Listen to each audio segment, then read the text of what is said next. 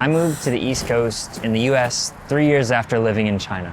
And sometimes I wonder if I'm in the wrong place. A tea drinker in a coffee area, a Chinese speaker where Spanish would be much better suited.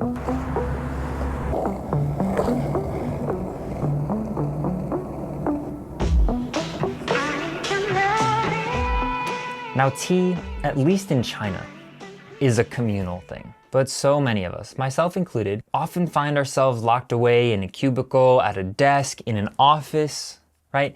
Sipping, oohing, eyeing, all by ourselves and feeling alone when we're drinking tea. Because we are. But I think that we can change that. Do you remember the days back in grade school? Like, I want you to think of your old stinky lunchroom. When there would be a kid who would make a joke, and maybe they were oddball or a little bit weird, and everyone would heckle them or be like, that joke's not funny.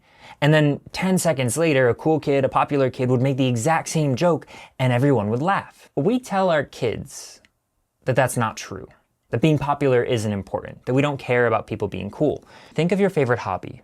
Right? Think of someone that you like who does that hobby, whether it's a friend, someone who's older than you, more experienced. You want their gear, you want their gadgets. Maybe you like their mannerisms or their cars or their office or even like their kids, right? You like them because you think they're cool. They're cool in your eyes. Maybe not to everyone, but to you. And I gotta tell you, when you pull out a plain white porcelain tea set and start talking about rare Chinese mountains, you seem more like the guy who has a bandage over, right, the middle bridge of his glasses than the one who people are telling the jokes with.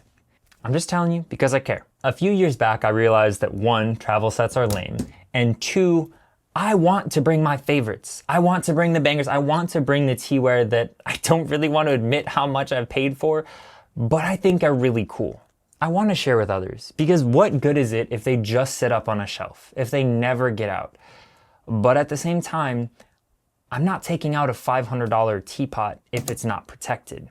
So in order to be able to bring out some of my coolest teaware, a couple years back, I started working on my first Pelican case cutout. There were a few things that I wanted to make sure were incorporated into the design. The first is I wanted it to be able to accommodate both teapots and gaiwans. It also needed to fit a number of different setups. I wanted to be able to have a setup for between 1 and 4 people, and I also wanted it to be really small and compact so that I could bring it with me to tea festivals.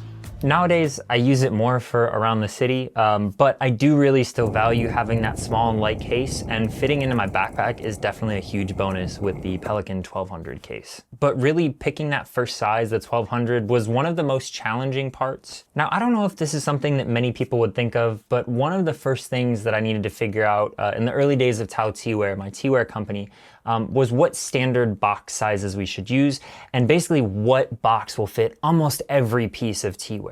Obviously wanting to get the smallest possible package size to reduce shipping costs for myself and for customers. And then also Shopify has this weird thing where if your shipping is over a certain percentage, you can't do the shop guarantee. Anyway, it needed to be as small as possible, but still safe.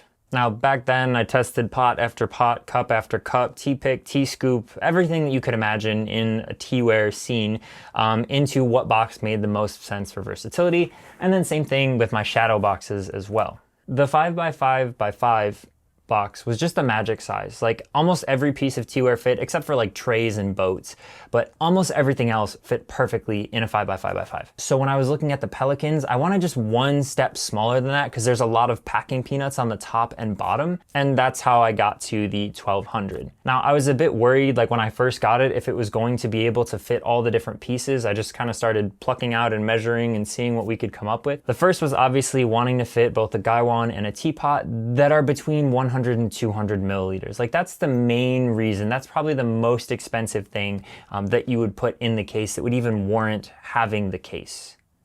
Like in China, even if I was going to go to a tea house like with a really expensive cup, I would actually probably just wrap it up in like a cloth or like one of these bags, if you know what they are, and then put it in my pocket and bring it with me. And then if I was friends like with the Laoban or like the owner, then I could actually leave my cup, right, my specialty cup there at the tea house.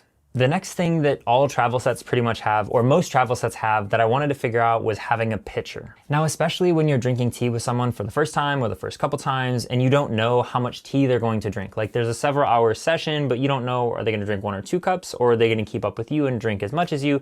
having the pitcher to decant into is really important. Now, I do have a couple of pitchers that are shorter, like the size of a Jurenbei, that specialty cup that fit in. But actually the one reason why I didn't make this video sooner was because of a problem that I was running into with my glass pitchers, or at least something that I didn't think about. This makes me feel so dumb because it was such an easy fix.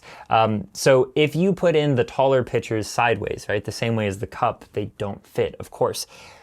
But I didn't even think about the fact that they're actually shorter than the 4.3 inches, and so you can just stand them up. So almost all of my glass pitchers fit in vertically instead of horizontally. And then the last thing is just not wanting to have boring cups. Now, basically the 3 spaces, the one for the pitcher and the one for the 2 Jurenbeis or specialty bowls or cups, those are all interchangeable with a removable bottom layer in case you have like a really tall Jurenbei. Or you could swap one of those out for like a small 3-cup setup if you were just doing like the Pingningbei, the sipping cups, as opposed to the bigger like Jurenbeis, the specialty cups or bowls. Now, we still definitely have to talk about tea, but first, matcha. Now, keeping in mind that I only had the same size case and I really didn't want to go any bigger, so sticking with the Pelican 1200, I could only manage to fit a single person setup. But when I've been bringing the case out and using it to make for different guests, what I'll do is I'll typically make them a bowl first and then I'll wash it out and then make one for myself. And honestly, it's worked pretty nicely. It's not quite as nice as sitting down and drinking side by side, but it gets the job done. The matcha was a bit trickier than the small teapot setup just because there's a lot more pieces. And I'm chronically, like all the time, forgetting my strainer if it's not like with the actual set. It drives me crazy. I did notice that I really appreciate being able to shape my whisk on the spot, so I want to make sure that I'm bringing my whisk holder in addition to my whisk, and the best way to do that was actually to put the whisk in the bottom of the whisk holder and make a combined slot for those. And then of course the main spot for the bowl or the chawan, cut out on top for the tea scoop or the chashaku. Also, if my Japanese pronunciation is atrocious, I am sorry. Some of the Chinese words are the same, but some of them I just really don't know Japanese. So, yeah. Anyways, so topping off both of the setups, I like to toss in a tea towel. For the matcha one, I like to put it in the bowl so that I can actually put a matcha tin right in top, which is really nice. Then for the loose tea setup, a 100-gram cake fits in really nicely on top of the pot or the gaiwan rest. As long as it's not a super tall pot, it works out great. If you like either of these cutouts or the actual case itself, you can find those down in the description below. And just because it's purple, I did end up getting it 1150. We'll see. I had to get it because it was purple, right?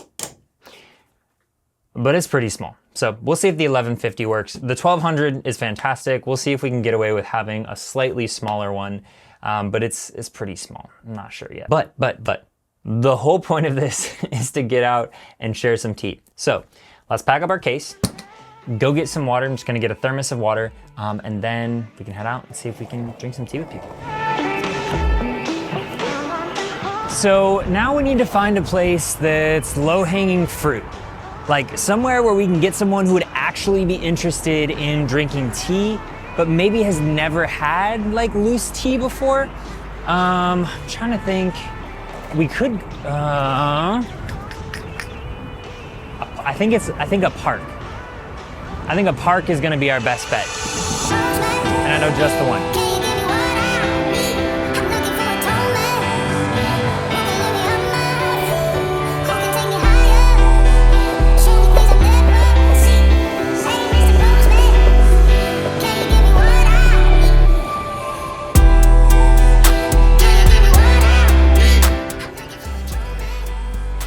Oh man, yeah. So one of these benches, this is the perfect spot. This is definitely it. Yeah. So good. It's not really flat. All right, so I don't think I can actually get this really cool water thing in a shot, but I wanted to talk while I'm waiting. I didn't realize how awkward this is gonna be. Like I'm literally about to ask someone, hey, do you wanna have some tea with me in a park? Hopefully someone will go for it. But I want to talk about the tea. I want to talk about the tea that I picked while I'm waiting for someone to find that I can awkwardly ask. So I used to be really specific about like the first teas that I would give someone, and I would pick like a red tea that was basically in my mind thinking like, well, they want an upgrade of something they're already familiar with, an upgrade of their Lipton. But I think that's the wrong idea. And I would go so far to say as do not offer them a tea that they're already familiar with the type. But I don't think that means that you shouldn't consider which teas you're bringing either. It is important to consider which teas you're bringing for the conditions that you're going to have. So what type of pot you're gonna have, what the temperature is gonna be like, how much time you're gonna have and attentiveness to brewing the tea. If it's a tea that's really delicate or needs a lot of attention, I don't wanna be bringing that. Going back to only giving them a red tea or like a green tea, right, that they would already know, why would you do that to someone? So you do wanna be specific, but why would I treat someone who's new to tea different than how I drink when I'm drinking tea? Now, I'm probably not gonna bring out some $1 per gram Dansong, right, Phoenix Oolong, but that's more because I don't think that a new tea drinker is gonna notice the difference between 30-cent Dansong Oolong per gram and $1 per gram. But what I do think they'll notice is if the tea is interesting. Isn't that why we dig deeper? Why we try different terroirs? Why we get really into specific mountains and mountain ranges so we can parse out new, different, interesting flavor? That being said though, make sure there's a good bit of like tea contrast, I think is how I would describe it. Like, do not bring out 3 teas that are all from the same area. Don't grab 3 Linsong Pu'er teas and try and show them to people and be like, well, see, look at all the... You're probably gonna get them to tell you that they all taste the same or all taste very similar. But that's not on them, that's on you. Like, they don't have the muscle memory to be able to parse out those different flavors yet. Have a variety, but make it interesting. Like for today, I have 4 teas that have vastly different flavor profiles. And here's the thing, I don't expect that any person will like all 4 of these teas if they've never drank a tea before. Like when I bust out the gas cake, eyebrows will go up, lips will pucker, and some people are gonna be like, ooh. And that's okay, I just want it to be interesting because it might pique their interest. And I also brought 3 much more palatable teas for new tea drinkers as well. The 2019 Lumber Slut for a nice smooth, earthy, a little bit dank, right, flavor, highly contrasting the gas. The 2018 Year of the Pig, a nice mellow pu'er, right, going from that vegetal, asparagus, turning stone fruit. And then a Jinshuan Taiwanese oolong for a really creamy, soft experience that's more gentle than all the rest of them. Now, not only do I like all 4 of these teas, but they are very, very different in flavor and sensation. And so if somebody says, oh, I really don't like one, well, they're not pigeonholed. We can just try something that's completely different than the last one that they had. Okay, we really need to find someone to drink tea with. And it looks like there's a lot of couples who are walking around this circle, or 2 people at least. And I feel like that's gonna, There's a girl over there who is sitting like next to a bench on a carpet or a rug, but she's by herself. I'll go ask her. Dart is short for D'Artagnan from the Three Musketeers, but Dart's a lot easier for most people to say. Yeah. So, have you ever had a cooked pu'er before? Have you ever even heard what I just said? No. Okay. So it's a fermented tea from like southwestern China, and most people like it because it's earthy, and a lot of people who like coffee, who like get into tea, are a big fan. I hate coffee. Yeah, fair enough. Like, I love all types of tea. So, if somebody gave you this tea or somebody asked you, like, would you drink this tea again, do you think? Like, does it taste foreign, or does it taste like, no, it's just like, it's a different tea? I don't know.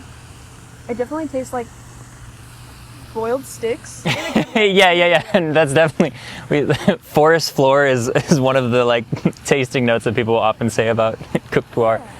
Like rainforest, like kind of dank wood. It tastes like water. Yeah. Kind of, but special water. The special water. That's good. I'll switch it out for one that's a little bit less watery. I don't care.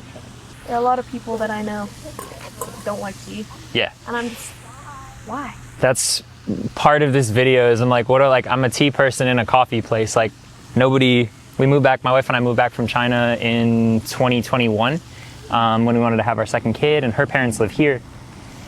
And we were originally planning on going to the West Coast because there's like a much bigger, like way more people who are into tea, and which we just want to be close to family. And like I got here and like everyone's like, I don't think I've ever watched anyone like actually make tea. All right, so this one I'm gonna tell you before we get started, just so you know, it tastes.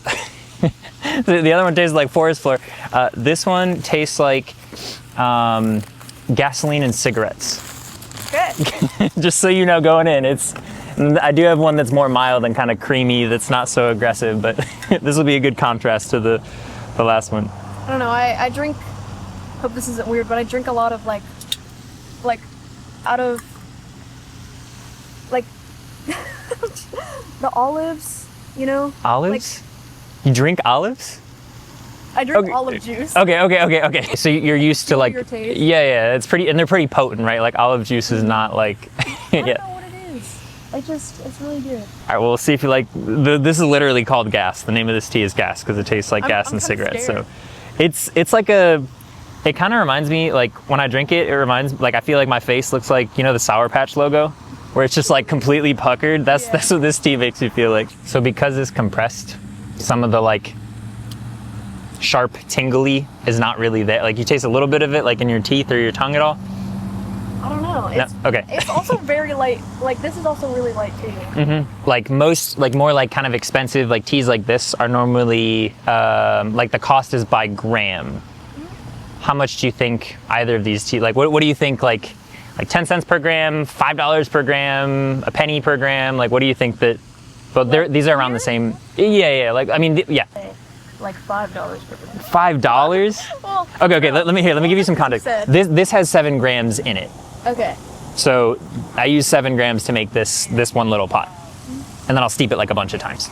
Yeah. So how much do you think one of those grams costs?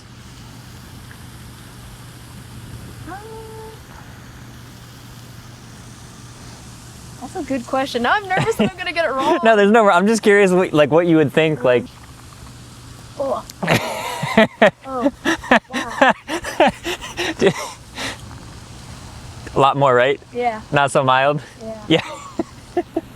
You don't have to drink it if you don't want to. That's, I'm not No, gonna. it's fine. I just wasn't expecting that. Yeah. Per gram. I'd say like 15 cents? That's pretty close. These are both, I think in the 10 to 15 cents like range, which is like kind of like the starting price. Like most like specialty teas will start around 10 cents. Yeah, specialty tea. And like expensive ones like will be like over $1 per gram. So like, you know, think like a tin of matcha. If you see like a tin of fancy matcha, it's like $30. You get 30 grams. Like that's pretty standard. Or it can get really like $2 per gram, which is crazy because that's a lot. Well, thanks for sharing. You can stay and hang and drink tea as long as you want, but I feel like that's good for, I can go pause this.